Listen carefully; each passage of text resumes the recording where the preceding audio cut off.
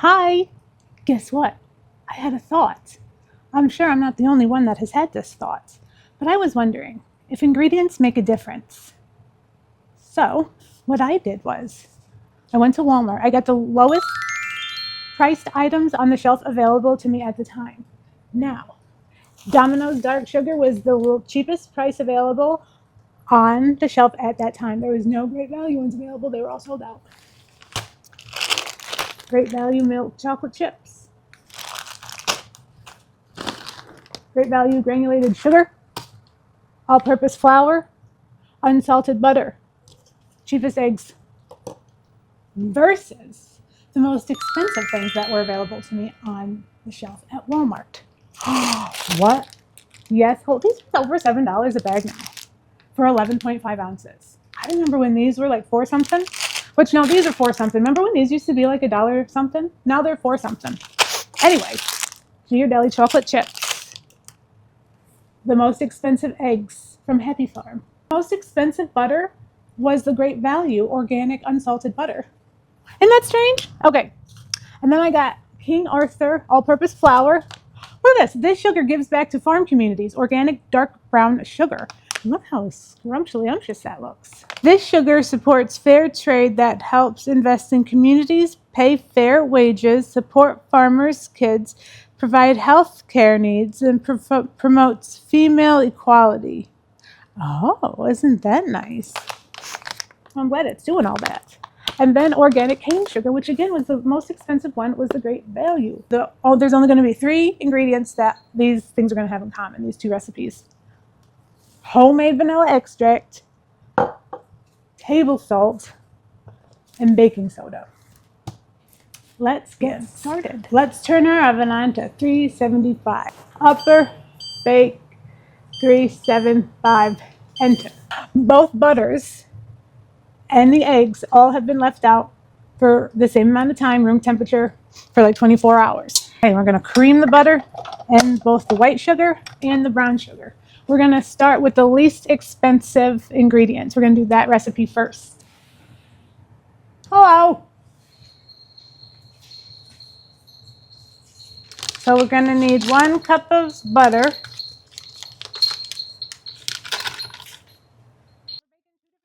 vanilla extract, 1 teaspoon.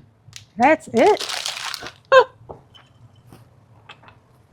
I wish you could smell it.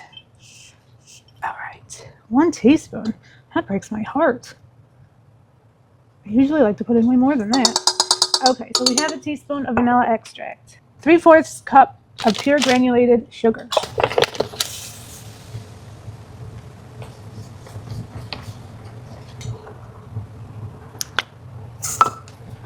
Three-fourths cup brown sugar. Now we're gonna mix it till it's creamed. Oh, I gotta plug it in first. Wild and free.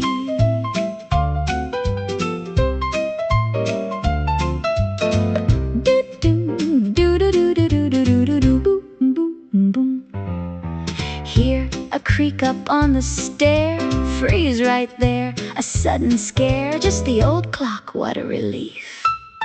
Back to my mission, sweet belief, just one thing is on my mind, that sweet reward I'm gonna find. Oh, the cookie jar is calling me, filled with chocolate chips, you see, 1 for you and 2 for me. So first we're gonna put in 1 egg, and then we're gonna gradually beat in the flour. Well, we need to get the flour, and we're gonna need 2 1/4 cups. Okay, so let's turn that on. See here? It tells me the grams and stuff. So you can do grams, pounds, ounces. Got our flour. We're going to measure 270 grams. Make sure your scale's on 0. You always want to make sure that there's no ants in your flour, even if you just bought it. There's been so many times where I've had ants in my flour, and it hasn't been expired flour, so okay. So here's 1 cup.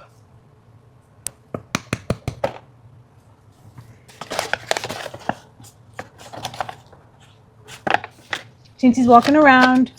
Anybody's wondering where he is, he's okay. 1 teaspoon of salt.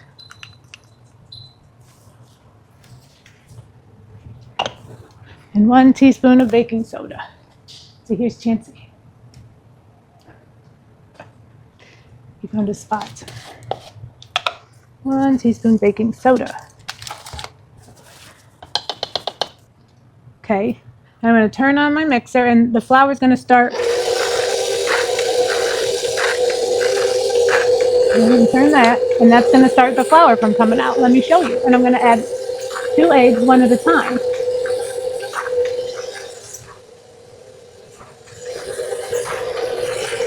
Now you never want to put an egg directly into your recipe because it might have blood in it or you might get the shell in it. So you just want to put it in a cup first and then put it in. free.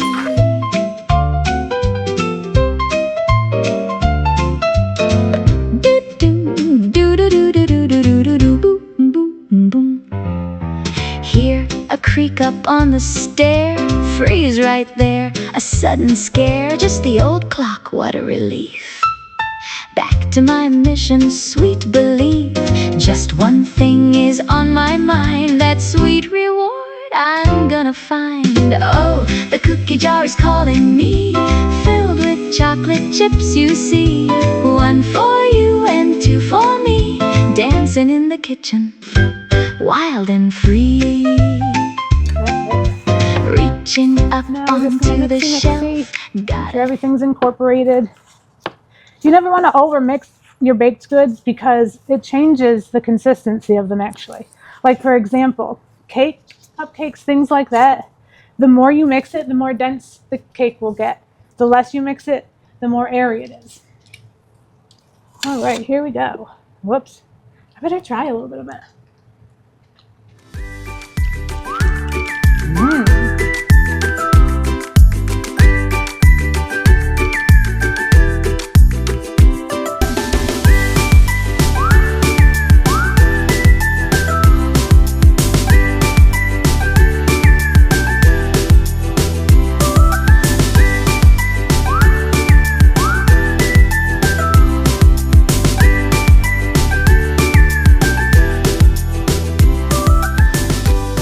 So these are going to go in the oven for 9 minutes at 375.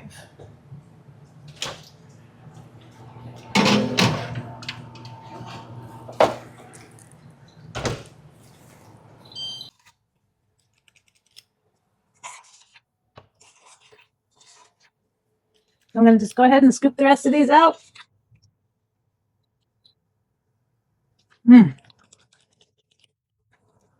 These cookies are going to be good.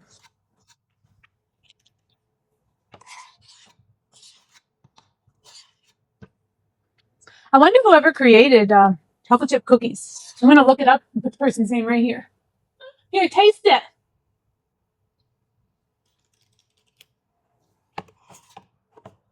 You know what I love? I love cookies without the chocolate chips in it, but I just love the chocolate chip recipe part. So my mother used to make chocolate chip cookies and then cookies without chocolate chips at Christmas time. I don't know why. I mean, chocolate's good and all, but I just love the taste of the chocolate chip cookie dough without chocolate chip cookies in it.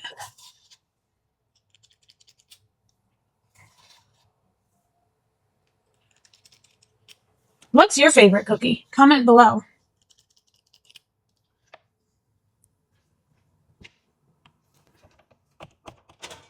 I do have 2 ovens, but I want them all cooked in the same oven. So it's like, have you ever had to do an actual research project in college or high school? I had to do many. Being a psychology major for my bachelor's, because I had to take statistics, and then I had to take several classes in research to be able then to utilize the statistics that I learned and everything. And so you start out with variables, and I mean, there's a whole thing. I'm not going to explain it because it's just I don't know where to start. I'm a scattered brain. I'll either not give it, I'll just be chattering on about it, and you'll get lost. Not saying you're dumb, I'm just saying the way I explain things are sometimes hard to understand. So anyways, oh, so like at the end of the study, you would write, why did the outcome, how could the outcome have been different? And so if I use two different ovens, even though it's the same brand, it still cooks and bakes differently than my top oven versus my bottom one. So that would be a discussion part of the research saying that, well, I did the cookies in two different ovens, and that could have had a factor on the outcome of the cookie. So that's why I'm only using one oven.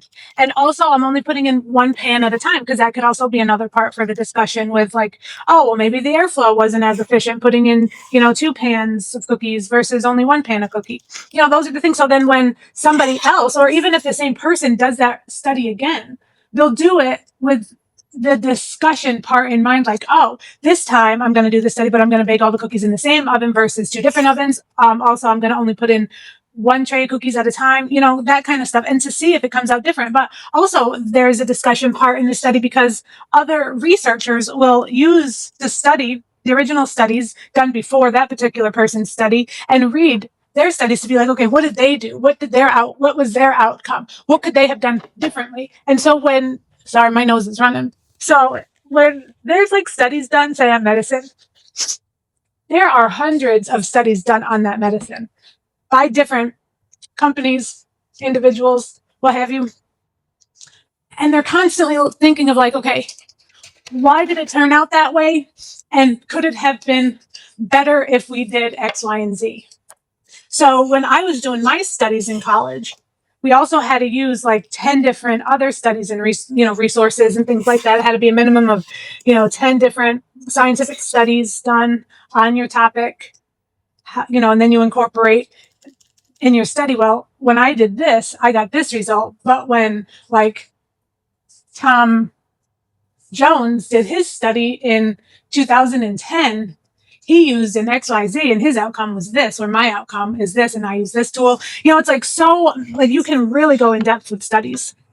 So the other day when I was falling asleep, right before I fall asleep, I get just some thoughts in my head of ideas or just weird stuff. So the other night when I was falling asleep, I was telling my husband, I'm like, I always have to start out on my right side to be able to fall asleep. Now, throughout the night, I rotate like a chicken, like a rotisserie chicken, my back, then my left side, never my stomach, because it hurts my back. Also, you should never lay on your stomach because it's forcing your back to make this curve, and over time you could be affecting it. That's what the doctor told me. I don't know.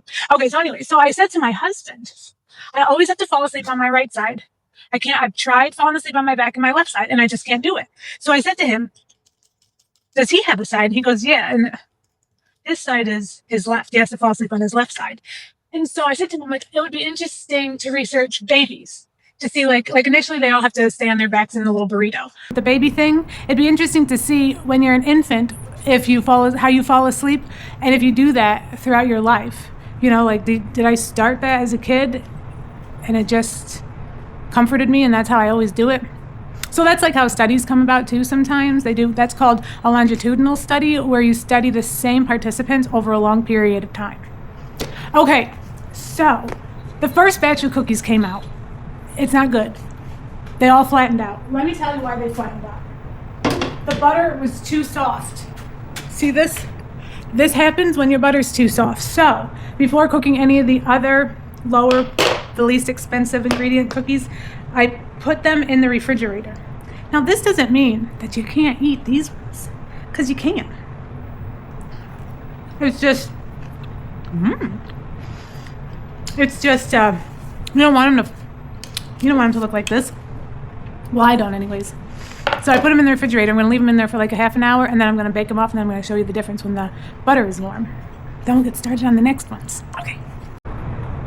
Okay, so these I just took out of the oven. They came out of the refrigerator and then in the oven, and they're still falling a little flat. I mean, they're not as flat as these,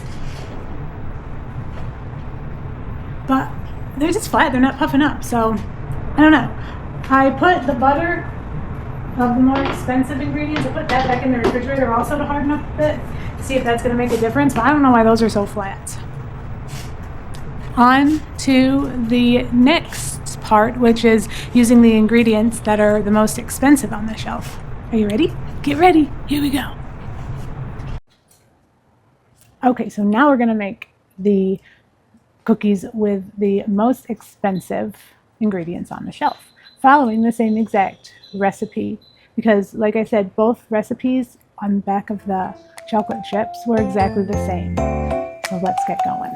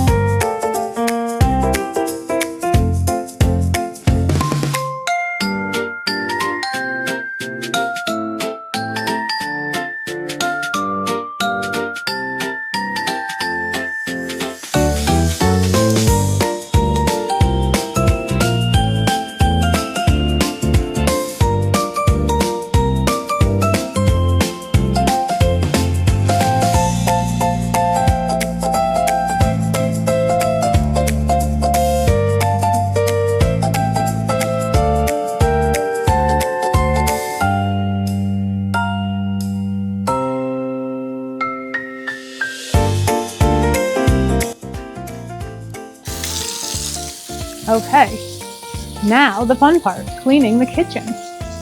Here we go.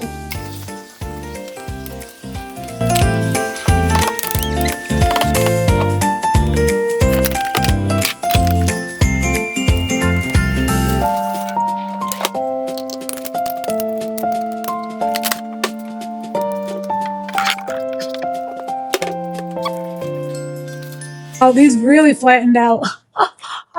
It's interesting because I'm used to making more of a cake-like cookie. Yeah. Do you ever notice when you take cookies out of the oven and then you put them back in to try to cook them longer that they really don't bake any longer? What's up with that? Anybody knows? Tell me in the comments. Okay, now cleaning time. Wait, don't live right in front of the dishwasher. Aw, nuts.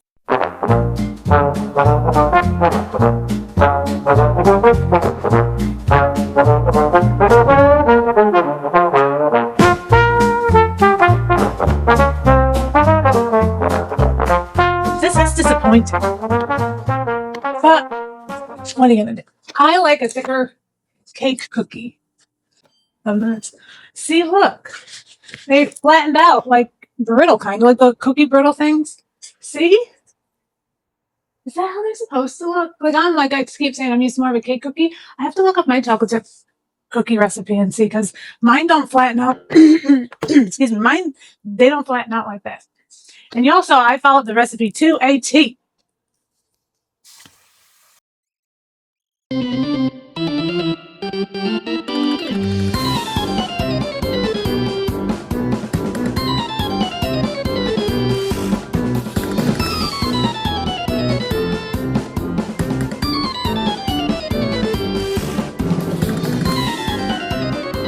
How you doing today, by the way? You doing all right? You still watching? Are you still in there? Ah, thank you. Please subscribe. I mean, why not? It's free. And who knows? You might like my videos. What's to come? I'm going to make the chicken burrito kebab. What? Do you really want to miss that? Sometime this week, it'll be coming out.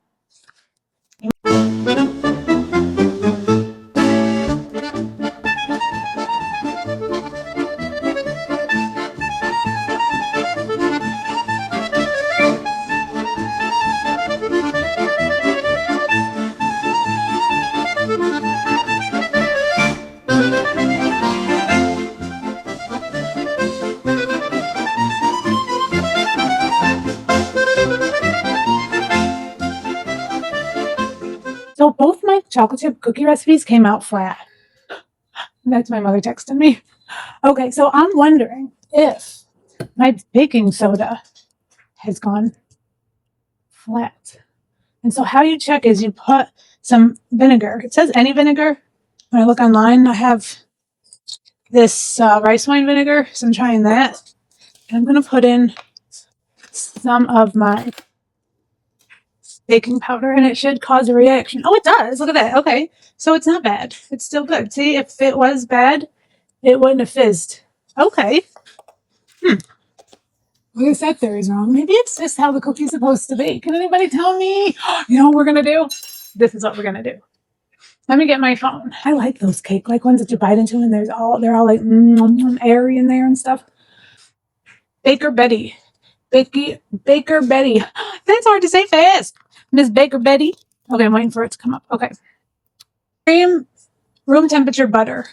98 grams, which is 7 tablespoons. Oh, she only uses 1 stick of butter.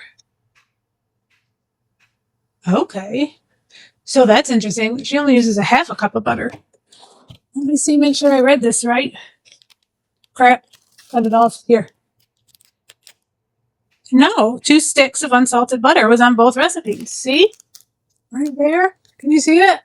Well, it's what it says. Like 7 tablespoons of butter. Okay, so we already know she uses less butter. 1/4 cup plus 2 tablespoons of granulated sugar. So she uses 2 more tablespoons of sugar than we do. But it was a 1/4 cup for both. Oh. Oh, okay.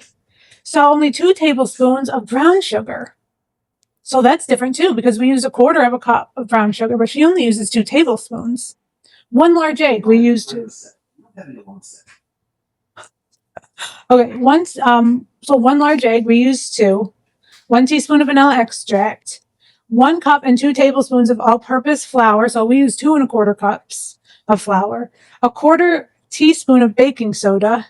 We used 1 teaspoon and a 1/2 teaspoon of salt, which that was the same, and 1 cup of chocolate chips. So that ingredient, that's a lot different, isn't it? Okay. Because usually I do this recipe. We're going to do this recipe. I'm going to get another bag of chocolate chips. I'm just going to use whatever ingredients, high and low end. I just want to see, but not right now because I have too many cookies already. Okay. So yeah, you cream the butter with the sugar like we did. So then you're going to add the 1 egg and the vanilla extract. And then you're going to increase the speed and mix until combined.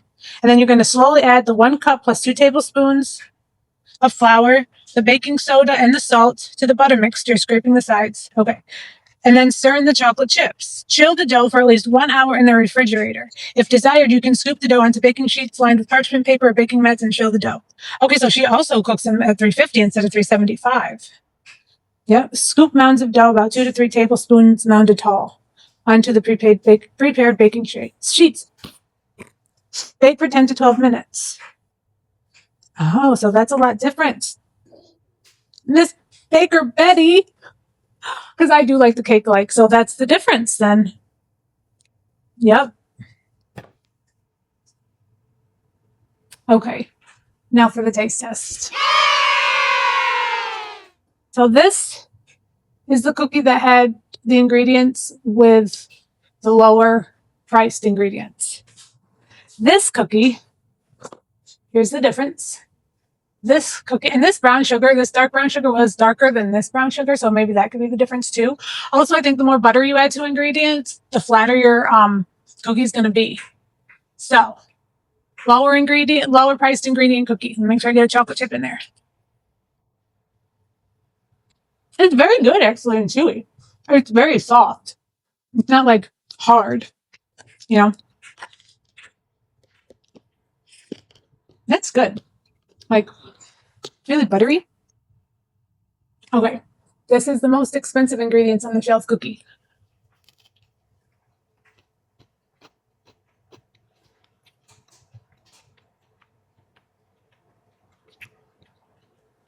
I didn't get a chocolate chip in there. Hold on.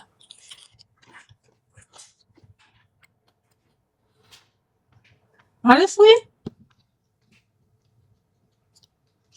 the only difference to me is the richness of the chocolate chips. So if you want like a richer, more decadent chocolate chip, go with the Ghirardelli chocolate chips, but go with the lower price items for everything else. And then if you like more of a cake-like chocolate chip cookie, do the Betty Baker one. You know, with the less butter, less flour, less brown sugar. That was so much fun. I hope you enjoyed it. Yeah, that's it. Like the chocolate chips are just extra, the Ghirardelli ones.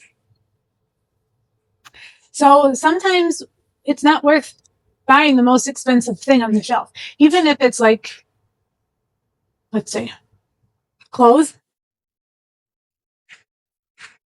Uh, for example, I'm going to do some Lululemon dupes that are way less expensive. Now, I do like Lululemon, but if you can find a dupe, why not? Anyways, it's not about clothes in this episode. It's about chocolate chip cookies. Will you enjoy your day? I really wish you could all taste one and let me know what you think. Don't worry, I'm going to ask my husband when he comes home tonight and see what he has to say. Well, bye for now. Please subscribe. Have a great day. Remember, subscribing is free. Who doesn't like free things? Bye.